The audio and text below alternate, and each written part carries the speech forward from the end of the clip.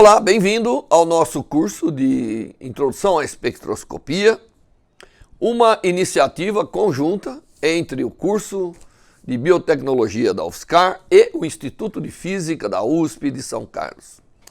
Na aula de hoje eu vou fazer uma introdução geral, explicar para vocês a importância da espectroscopia óptica e começar a desenvolver os aspectos básicos da interação da luz com a matéria.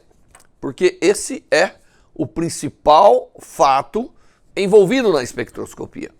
Como a luz interage com a matéria e como dessa interação nós somos capazes de ler as informações, tanto da matéria quanto da luz, é o fundamento dessa técnica poderosíssima que praticamente se usa em todas as áreas do conhecimento. Não há área do conhecimento que não use alguma coisa relacionada com a espectroscopia óptica de um modo geral. É o porquê. Por que usar a luz para investigar as coisas, né? Porque a espectroscopia faz isso. Ela quer utilizar a luz para entender a matéria, entender reações acontecendo, entender alterações que aconteceram e também entender o seguinte, né? Como que nós enxergamos tudo ao nosso redor. Essa é a origem da espectroscopia. Deixa eu dizer para você que todo momento nós estamos fazendo espectroscopia na nossa vida cotidiana. Quando você olha para alguma coisa e ela tem uma cor, então ela é iluminada pela luz do sol, por exemplo, e você observa uma cor, ali já está ocorrendo uma espectroscopia. Porque a luz do sol vem, ela ilumina tudo igualmente, não é? Com muitas cores, nós sabemos, inclusive todo mundo já aprendeu um dia a decompor a luz do sol, sabe que ela é feita de várias cores, mas nós observamos determinados objetos com uma única cor. Então a luz vem, interage com esses objetos e nos devolve uma cor. Aquela cor que ela está nos devolvendo já é um tipo de espectroscopia sendo realizada. Quando eu olho a cortina aqui da minha sala virtual e eu vejo que ela é azul, eu estou realmente convencido que o que tem ali do ponto de vista químico está absorvendo a minha luz branca e me devolvendo a minha luz azul. Então já é uma informação que ali deve ter um pigmento. Às vezes as cores das coisas não são de pigmentos, mas nesse caso é. Então já é um tipo de espectroscopia. E aí nós estamos fazendo espectroscopia toda hora, a todo momento. Tá certo? Toda vez que tem luz, tem matéria, nós estamos fazendo espectroscopia. O aquecimento da atmosfera já é também uma espectroscopia, tá certo? A luz vem, ela de alguma maneira consegue se transformar em energia mecânica que aumenta a temperatura do gás aqui dentro da atmosfera e dá os nossos dias mais quentes. Ou quando não faz isso com precisão, temos os dias mais frios. Então, basicamente, nós estamos fazendo algum tipo de espectroscopia todo dia no nosso cotidiano. Mas, do ponto de vista científico, a espectroscopia é de uma importância muito grande. Por quê? Porque a gente não consegue ver com clareza a constituição das coisas. O nível, a escala espacial, o tamanho que nós temos na matéria é muito pequenininho. São os átomos e as moléculas. E para poder interpretar como as coisas são, nós temos que ter uma ideia de como esses tijolos, esses átomos e moléculas estão arranjados. Então nós temos que ter, de alguma forma, entidades físicas capazes de nos dar informação. E por esse fato é que nós gostamos muito da espectroscopia. Nós gostamos porque, de fato, a origem de tudo está no átomo e molécula. E nós temos que enxergar esses átomos e moléculas indiretamente, claro, e a luz permite isso. A luz é uma entidade física, nós vamos ver um pouquinho sobre ela, mas a luz ela é essa entidade física que interage com a matéria a nível de átomos e moléculas, da estrutura também, né? Todo mundo já ouviu falar de difração de raio-x, todo mundo já ouviu falar de própria difração da luz na matéria. Então há também a estrutura que é importante, mas a natureza, o que está lá, ele interage fortemente com a luz. É por isso que a gente enxerga tudo, porque a luz interage fortemente com as coisas, nos devolvendo luz que a gente enxerga e distingue as coisas. Não só a forma, como a cor. Não é verdade? Muito bem, então a luz, como ela tem essa propriedade extremamente importante de interagir muito bem com átomos e moléculas, ela é um elemento físico dos mais importantes para que possamos utilizá-la para entender a natureza da matéria. A luz, ela é de tal natureza, nós vamos ver, né, eletromagnética, e também é de natureza eletromagnética a matéria, né? A carga das coisas é elétrica, o spin, o movimento do elétron está acoplado ao magnetismo. Tudo isso faz com que a natureza da luz ela tenha, de alguma maneira, tudo o que precisa para interagir fortemente com a matéria. E nessa interação forte acontece muita coisa, né? A luz ela pode ser absorvida e ficar lá, transformando-se em outras coisas, muitas vezes em reação química. Muitas vezes, nós vamos ver isso ao longo do curso, tá certo? Mas muitas vezes, que é a parte principal do curso, é a luz que desaparece e a luz que é devolvida.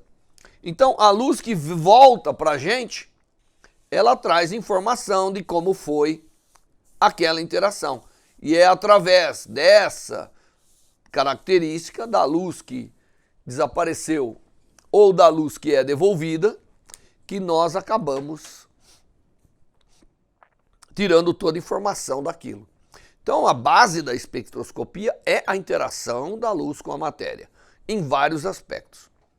Eu coloquei como um exemplo aqui, só para ilustração, as cores dos objetos e a relação daquilo que você está enxergando com a sua composição. Todo mundo sabe que quando você olha aí uma telha, ela é avermelhada porque lá tem óxido de ferro.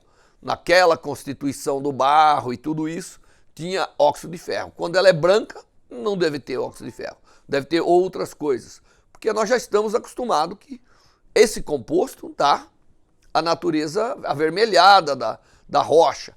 Quando você olha uma rocha, vê ela azulada, muitas vezes a gente identifica aquilo com a presença de manganês ou de magnésio e aí vai. Então, as cores das coisas já é um exemplo típico da interação da luz, a maneira que a luz é devolvida, tá certo? Como nós vamos ver, nós vamos aprender. Isso que nós vamos aprender no curso, como essas coisas acontecem. E tirar informações que são importantes, porque nós temos que levar em conta uma lei magna. A lei magna é que a propriedade das coisas do mundo macroscópico depende da sua constituição microscópica. Então, as coisas são o que são, dependendo de como são formadas a nível atômico molecular. Essa é uma lei magna. E para nós entendermos as coisas que a gente observa, nós temos que desenvolver ferramenta para ir a nível microscópico, para ir a nível atômico molecular. E essa que nós vamos aprender nesse curso é os fundamentos disso tudo. É como que isso acontece, para que a gente use uma espectroscopia e tenha uma visão realmente adequada, que é a visão do mundo microscópico, do que está acontecendo ali. Bom, além da luz ser um elemento fundamental, de fundamental importância, porque ela interage com a matéria de forma muito intensa, essa interação ela é muito sensível, né? Às vezes eu consigo detectar pequenas alterações que a luz ocorreu ao interagir com a matéria, né? Porque trata-se de alguma coisa de em pouca quantidade que está interagindo, ou pequenas alterações sutis, mas a luz é de tal estrutura que eu consigo medir pequenas coisas, pequenas coisas. Então a sensibilidade nessa interação, o fato de que a interação revela coisas muito em detalhe, é que permite a gente utilizar a luz como um elemento fundamental na espectroscopia, tá certo? Então não é só que é um elemento importante, mas ela é sensível, né? Eu consigo manipular adequadamente a luz e, manipulando adequadamente a luz, eu consigo tirar todas essas informações que eu preciso ter para inferir, para concluir a respeito do que está acontecendo. Isso não aconteceu do dia para a noite, não. Isso vem acontecendo desde da origem do pensamento humano. Nós tivemos aí um ano dedicado à luz e nós aprendemos um pouco da história, né, como que o homem foi usando a luz, né, apesar de não saber a sua constituição, historicamente, há milênios, ele já utilizava a luz para determinadas coisas. Eles começaram a manipular. Então, historicamente, o homem sempre teve preocupado em manipular a luz. Então, ele não só admirava a luz, porque sabia da sua importância, mas também ele foi aprendendo a manipular.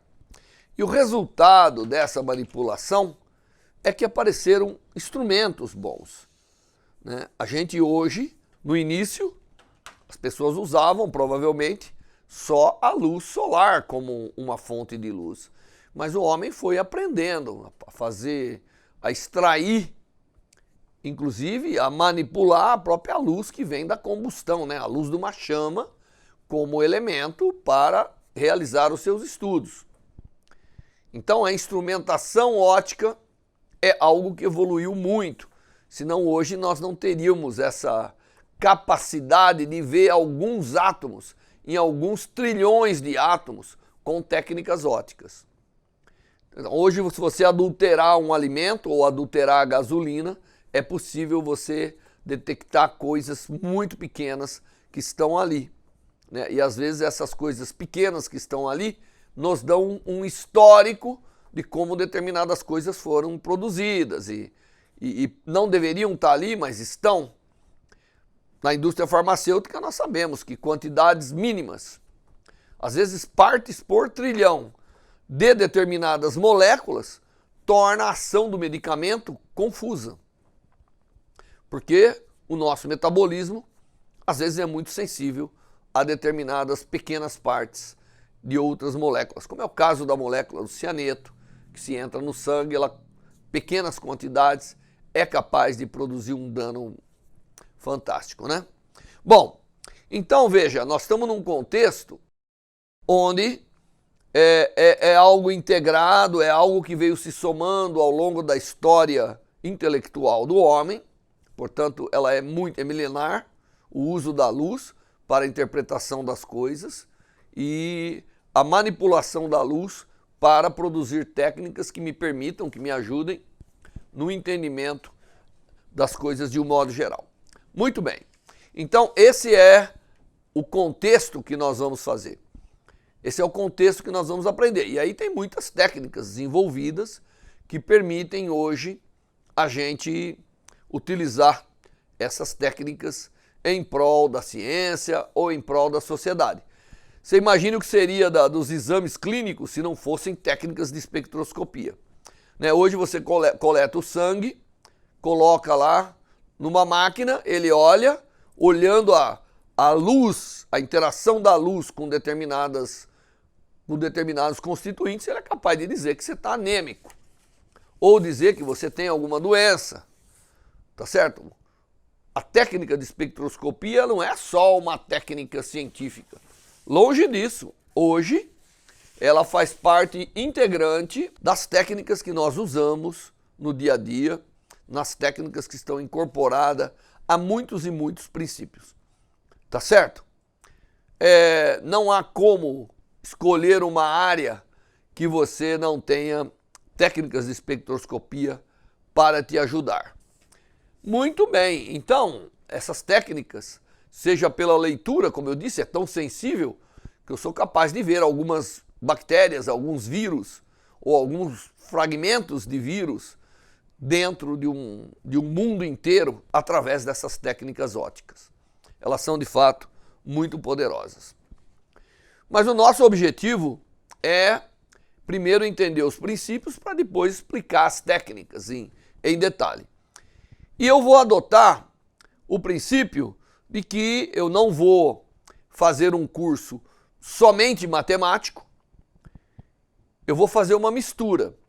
E eu sei que a nossa audiência de alunos tem um pouco de cada coisa, né? Espectroscopia está em todas as áreas, portanto, ela é interessante de ser conhecida em princípios em todas as áreas. Então, nesse curso, nós vamos dar um pouco da base matemática, para que você tenha visto isso, e vamos cobrar dependendo do nível da audiência que está fazendo o nosso curso. Muito bem. Então ninguém deve se assustar. Se tiver aí, por exemplo, um biólogo fazendo o curso, ele tem condição plena, porque nós não só faremos uma álgebra, como faremos as interpretações. E as interpretações são os conceitos básicos que tem que estar na mente de quem usa ou quem quer entender a espectroscopia.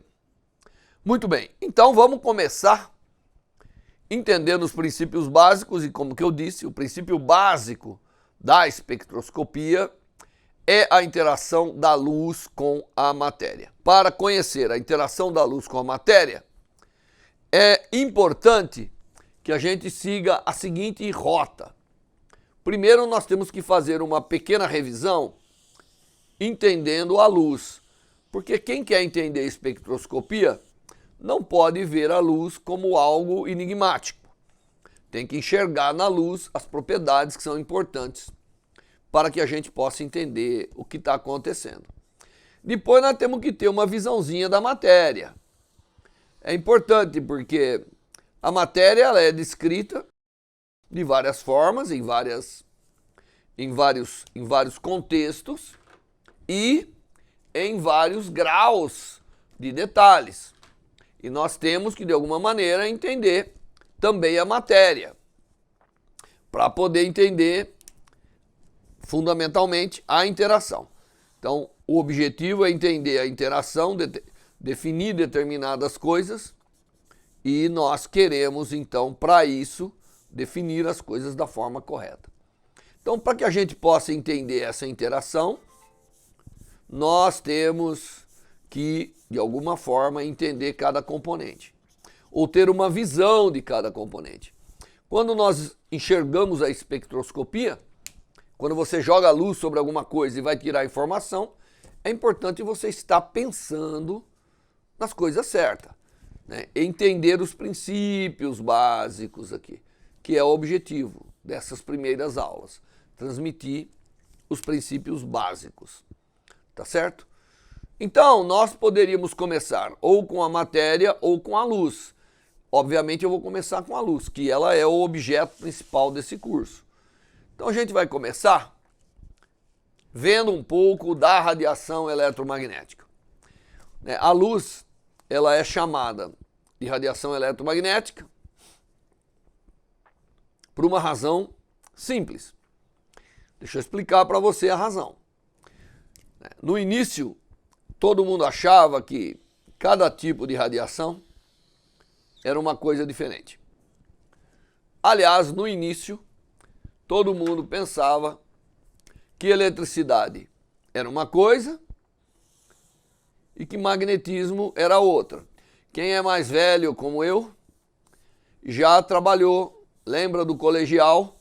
Nós tínhamos uma parte do ensino, na época era o colegial, hoje é chamado o ciclo do ensino médio, né? Nós aprendíamos, né, lá no início das coisas, nós aprendíamos que eletricidade era uma coisa, magnetismo era outra, e víamos essas áreas com domínios um pouco diferentes. Muito bem, mas não era assim, não. Já muito antes, há mais ou menos um século e meio atrás, Faraday, né, mais de quase 2 séculos, Faraday, um cientista inglês cuja formação, cuja história é brilhante, ele faz um grande avanço, mostrando que eletricidade, que é aquilo que lida com cargas, com forças de Coulomb, tudo isso, e o magnetismo, que é aquilo que lida com os magnetos, com coisas desse tipo, com correntes elétricas e tudo isso, ele faz uma conexão, ele mostra que há uma conexão entre magnetismo, normalmente expresso pelo campo magnético, com a eletricidade, normalmente expresso pelo campo elétrico. Tudo é força, na verdade, né? As pessoas não medem o campo, eles medem a força que os campos fazem sobre cargas. Isso é historicamente o que aconteceu. E o Faraday, ele fez alguns experimentos interessantes, que são experimentos da indução de Faraday. Ele notou que se ele tivesse uma bobina de fio, e ele chegasse com um ímã, que tem a parte norte e sul, e aproximasse desse circuito, ele via uma corrente elétrica se movimentando. Ele via aparecimento de uma diferença de potencial, que é aquilo que a gente aprende na eletricidade. Então ele chegou à conclusão de que a variação temporal do campo magnético nas proximidades de um circuito poderia produzir um campo elétrico, que é a diferença de potencial, que é aquilo que a gente mede por volts, tá certo? Enquanto o campo aqui a gente mede de outra maneira, e a gente aprende também lá no nosso ciclo básico de formação, que toda vez que aparecer uma voltagem e o circuito ele conduz uma corrente, né? Então há uma conexão aqui entre corrente elétrica e voltagem, que nós já sabemos, né? Nós sabemos as leis de Ohm, mas ele notou que campos variando no tempo se misturavam. Essa é uma grande contribuição de Faraday. Faraday fez isso de uma forma brilhante. Bom, tempos depois, não muito, um outro inglês, Maxwell, ele realmente faz uma revolução. Ele faz uma revolução porque ele fala assim, bom, campo magnético variando no tempo produz campo elétrico. E ele vai lá e vê que campo elétrico variando no tempo produz também campo magnético. Então ele conecta ambas as variações, ele faz o vice-versa aqui dessa descoberta de Faraday. E com isso, ele acaba introduzindo novos conceitos e novos termos no entendimento da eletricidade e do magnetismo, para mostrar que, de fato, a eletricidade e o magnetismo é praticamente uma coisa só, vista de forma diferente. Quando ele faz isso, quando ele é capaz de fazer essa conexão, conectar tudo, introduzindo termos novos, ele chega a um conjunto de equações que é a base da radiação eletromagnética, e ele chega a verificar que luz e outros tipos muitos de radiação, raio-x, micro-onda, ultravioleta, na verdade é a mesma coisa. São composições de campos elétricos e magnéticos oscilando, variando no tempo. Daí nasce a radiação eletromagnética, que é o que nós temos que ver de uma forma bem básica para podermos entender como que isso aí vai interagir com a matéria. Então, é devido a uma sequência de cientistas chegar ao conceito da radiação eletromagnética. Chegar a entender que a luz, na verdade, é de natureza elétrica e magnética. E daí recebe o nome de radiação eletromagnética. Tá certo? E prova-se matematicamente, eu vou fazer uma dedução bem simples, para que você tenha em mente, que é possível E aí se verifica experimentalmente de que, de fato, a luz nada mais é do que isso. Quando você entende do que é feito a luz, aí você passa a entender como ela interage com as coisas. E mais do que isso, você passa a entender como fabricá-la, né? Porque a fabricação da luz é algo extremamente importante hoje. Senão nós estaríamos dependendo da luz da vela, ou da queima de óleo, da combustão de um modo geral, ou da luz do sol. Mas a gente aprendeu a transformar determinadas energias em luz, em onda eletromagnética, porque nós entendemos como que essa luz eletromagnética, como que é essa radiação, qual é a constituição básica do chamado campo eletromagnético. E eu preciso disso, senão eu não consigo ir lá e ligar isso na estrutura da matéria, tá certo? Eu não consigo olhar a matéria da forma que precisa para entender essa interação. Muito bem, então, dentro do contexto da radiação eletromagnética, Maxwell é aquele que consegue, de fato, colocar tudo dentro, junto, de uma forma inteligível, para que as conclusões que nós vamos tirar e usar sejam bastante válidas. Então, o que o Maxwell acaba fazendo, eu vou fazer agora um pouquinho de matemática, mas não se preocupe, nenhuma matemática tem que ser assustadora, tá certo? Toda ela é muito simples, toda ela pode ser explicada de forma simples, e é isso que eu pretendo fazer aqui, de tal maneira que tanto os gregos quanto os troianos poderão entender isso aqui de forma bastante simplificada. Então não assuste com detalhes matemáticos que eu vou explicar. As equações matemáticas, elas são interessantes quando elas vão além da matemática, quando elas mostram para a gente um efeito, quando elas revelam alguma coisa. É isso que eu vou fazer. Mas, então, o que o Maxwell faz, ele pega e junta todas as equações da eletricidade e do magnetismo numa única coisa. Tá certo? Primeiro, o pessoal sabia que para produzir campo elétrico precisava de cargas elétricas.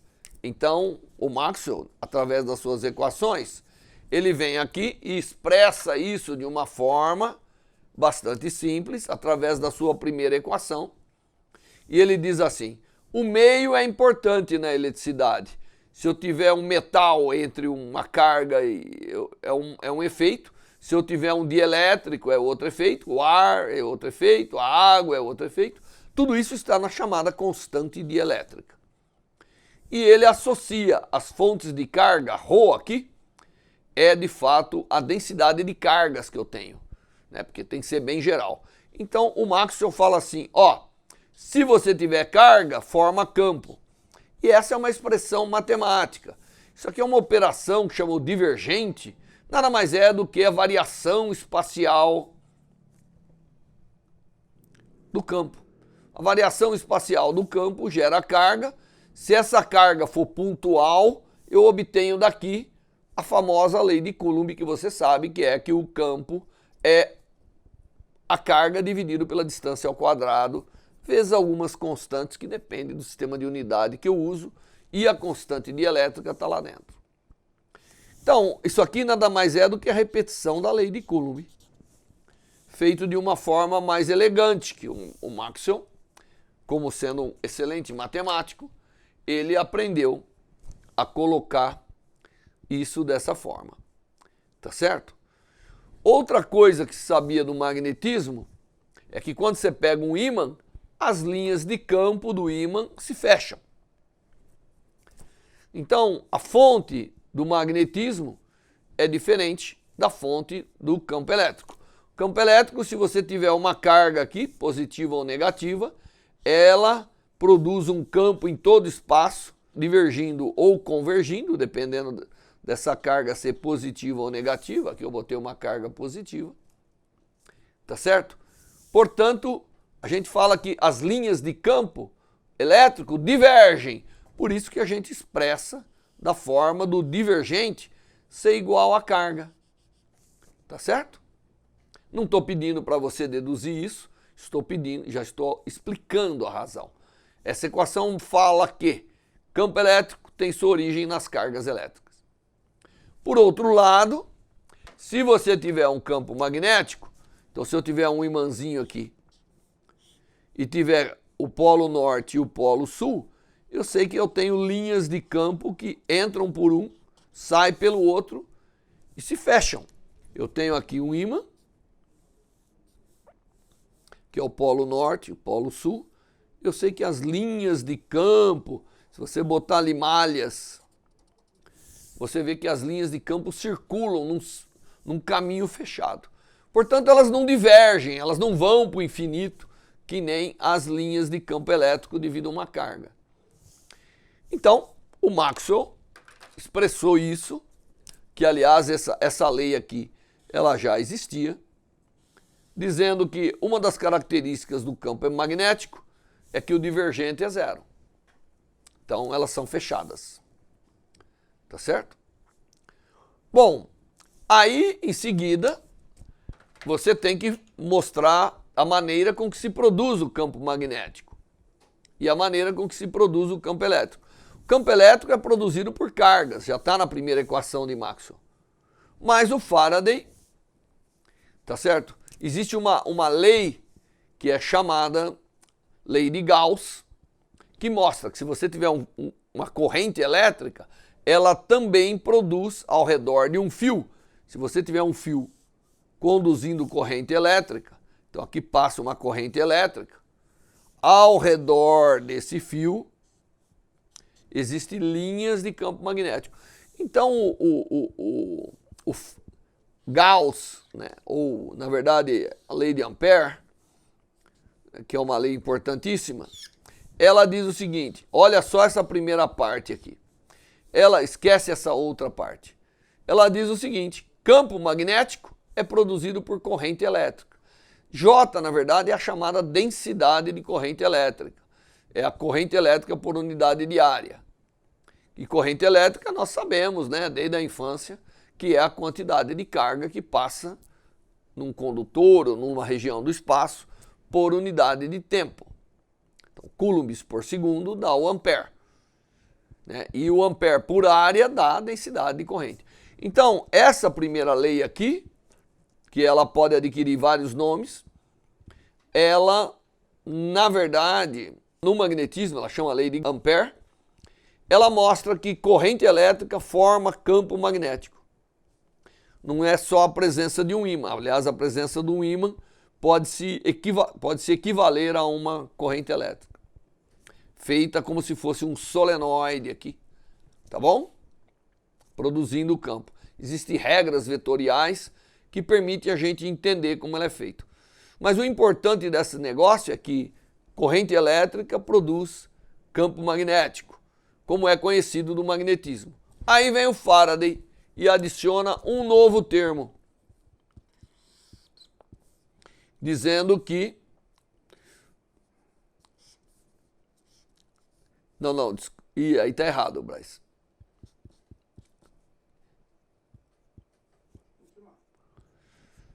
Aí vem Maxwell e adiciona um novo termo, dizendo que, pera um pouquinho, campo magnético também pode ser produzido pela variação temporal de campo elétrico. Esse é o termo que o Maxwell introduz. Então, veja, para produzir campo magnético, eu posso ter corrente elétrica, mas posso ter variação temporal do campo elétrico. Tá certo? E finalmente tem a lei de Faraday, que mostrou que campo elétrico, diferença de potencial, pode estar associado com a variação temporal do campo magnético na vizinhança de um circuito. Então, essa aqui, na verdade, é a contribuição de Faraday, né? E essa de cima já existia, mas o Maxwell adiciona esse termo aqui. Esse termo, ele é fundamental de ser adicionado, porque até então nós achávamos que para produzir campo magnético só podia ser através da corrente elétrica. mas o Maxwell vem, faz um estudo completo e diz que falta um termo aqui, que é a variação temporal do campo elétrico. Variação de campo elétrico no tempo pode produzir campo magnético. E variação temporal do campo magnético pode produzir campo elétrico. Então essa aqui é a lei de Faraday, lei de Coulomb, lei de Faraday, lei de... eu acho que essa lei aqui ela pode ter outros nomes, e essa aqui uma composição de leis. Não importa, o que Maxwell faz é combinar tudo isso numa única, pondo todas as possibilidades. Aqui tem algumas coisas importantes. O meio, em eletricidade e magnetismo, o meio é importante. Por isso que nós vamos ver que a luz, dependendo do meio, ela propaga com velocidade diferente. E isso vem caracterizado por duas formas. Como que o meio responde ao campo elétrico, que é a chamada constante dielétrica. E como que o meio responde ao campo magnético, que é chamada permissividade magnética. Então, essas duas constantes são importantes para a gente. Tá certo? Então, elas estão presentes nas leis de Maxwell. O que nós temos que tirar de mensagem das leis de Maxwell? O fato de que campo elétrico é produzido por carga, linhas de campo magnético são fechadas. Agora, campo magnético pode ser produzido por corrente elétrica, mas também por variação temporal do campo elétrico. Esse símbolo aqui é a derivada, é a variação, né?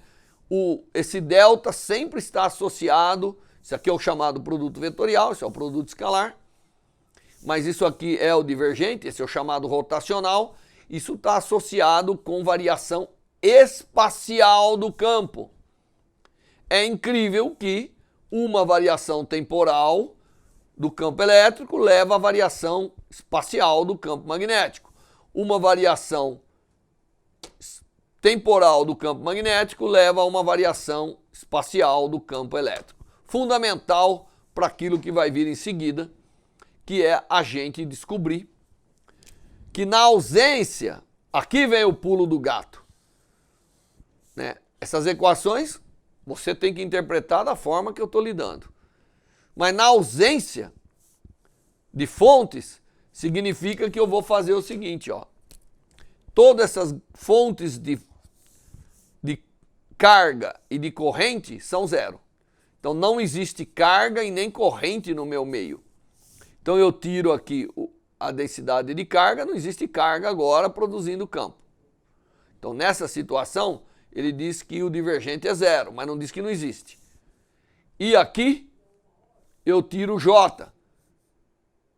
Quando eu tiro J, não quer dizer que eu não posso produzir campo magnético. Eu posso. A fonte do campo magnético, nesse caso, é a variação temporal de campo elétrico no tempo.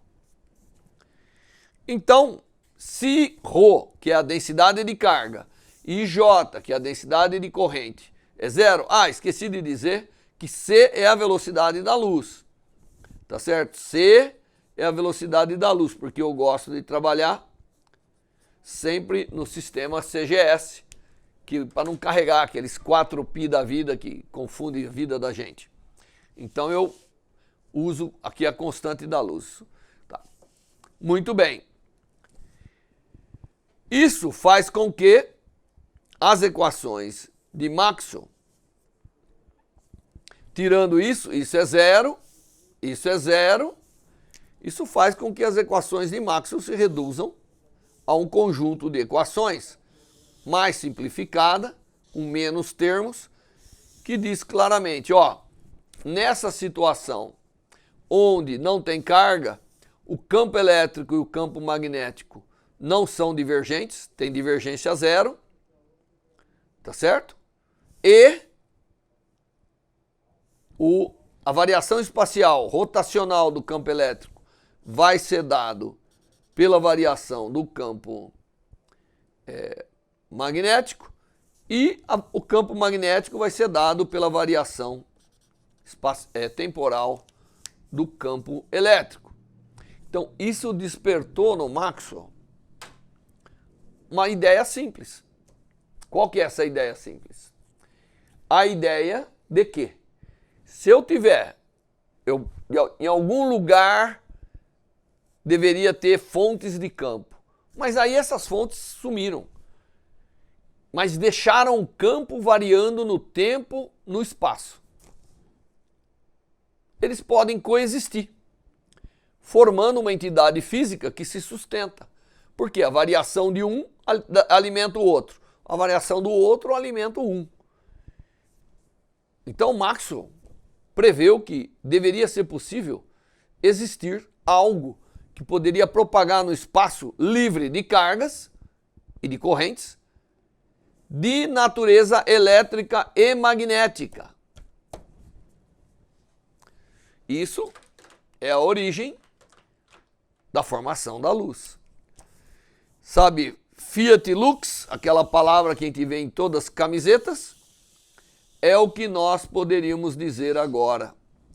Fiat Lux é o que Maxwell encontrou. Ele consegue colocar para a gente que, obedecendo às leis da natureza, da eletricidade e do magnetismo, deve existir uma grandeza que é capaz, uma grandeza constituída de campos elétricos e magnéticos. Não dá para ser constituída de uma única só, porque uma única não se sustenta. Eu não posso jogar um campo elétrico, destruir a carga e esse campo existe forever. Não vai acontecer. Tá certo? Vai acontecer que, se eles tiverem variação temporal conjugada, aqui diz que posso ter uma grandeza que, mesmo na ausência de cargas, esses campos podem oscilar, dar origem a uma entidade física que é composta de campos elétricos e magnéticos oscilando no tempo e no espaço. Aqui está importantíssimo isso. Sem fontes. Tenho apenas os campos oscilando. Mas Maxwell nos mostrou que a existência desse campo pode dar origem a uma grandeza física que deve se propagar no espaço e existir independente das fontes. É como assim, alguém produziu não sei aonde, e aquele alguém que produziu já morreu, mas isso continua existindo no espaço e no tempo. Como eu disse, ele estava dando origem à natureza eletromagnética da luz. Então aqui é o ponto do Fiat Lux, tá certo? Aqui é o ponto que começa a esclarecer para a ciência qual é a natureza da luz. Porque Maxwell foi capaz de compor as equações, adicionando um termo que faltava. Até aqui tudo isso era conhecido. Tudo isso, menos esse termo, era conhecido. Mas isso não dava, só com isso, não dava para a gente explicar como que o campo eletromagnético existia. Como que esse campo era capaz de fluir no espaço. Bom, até esse ponto, o que o Maxwell está fazendo é dizendo para a gente que pode existir uma entidade física, um tipo de grandeza composta de eletricidade e magnetismo, oscilando no tempo e no espaço, que existe, independente das fontes, independente de ter carga ou corrente. É no chamado espaço livre de fontes. Até esse ponto, ele não sabia que se tratava da luz, que ele estava conjugando as coisas para dar origem a uma interpretação física da luz. Muito bem. Você vê, o homem foi lá, entendeu a eletricidade, ele entendeu o magnetismo, ele entendeu que havia uma conexão, e veio um gênio como o Maxwell, pegou tudo isso e falou, falta um termo. E ele fez isso estudando capacitores e indutores. Um gênio, realmente. E falou, para isso estar completo, é isso. Essas são as equações da física de maior... Eu diria que talvez nada tenha um valor maior do que essas equações. Expressa dessa forma. Existem leis matemáticas que permitem eu converter essas derivadas, representadas por esses operadores delta aqui, né? O delta nada mais é, esses deltas, nada mais é do que derivadas no espaço. X, Y, Z. Normalmente nos cursos universitários nós somos obrigados a aprender. E a maneira com que você aplica nos componentes vetoriais, porque os campos são vetores, eles têm direção, sentido e magnitude, tá certo? Então, esse conjunto de leis é extremamente importante. Então, quem mexe com luz tem que ter essas equações na cabeça. Ah, é muita equação, professor, não dá. Mas você tem que entender a interpretação. Muitas vezes, saber a interpretação é muito melhor que saber a fórmula. A fórmula você busca num livro. Agora, hoje em dia, na internet. Mas saber a interpretação é extremamente importante. Então, baseado na interpretação disso tudo, nós chegamos à possibilidade de demonstrar... Nós não, né? Maxwell chegou à possibilidade de demonstrar que deve haver uma entidade física que existe composta de campos elétricos e magnéticos, onde não há fontes, onde não há tradicionais fontes como carga para o campo elétrico ou correntes para o campo magnético. E como eu te disse, esse é o início da interpretação, é o início da formação da nossa querida radiação eletromagnética. Bom, vai demorar um pouquinho para Maxwell descobrir que ele estava vendo a luz, porque ele vai agora pegar essas equações, compor e vai falar, bom, como é o comportamento dessa nova grandeza física? Aí ele encontra que anda com a velocidade da luz. Pode ter várias frequências. Pode sofrer um monte de coisa. Ele fala, isso é luz. Ele dá à luz a natureza eletromagnética. É Maxwell que faz isso. E, obviamente, sabendo a natureza da luz, agora nós podemos, se nós conhecermos a natureza da matéria, ver como essas coisas interagem. Porque nós vimos aqui em cima que elas interagem, né? O que nós aprendemos desde o início é que campo elétrico interage com carga, campo magnético interage com corrente ou com magnetos. Então, baseado nisso, é que nós vamos, na próxima aula, dar continuidade, agora concluindo as características da radiação, para entrarmos na sua interação com a matéria. Bom, espero que você tenha entendido todos os conceitos e as fórmulas estarão aqui, você sempre pode olhar. Mas a interpretação é fundamental. Estamos no ponto de descobrir a radiação eletromagnética. Portanto, não percam a próxima aula.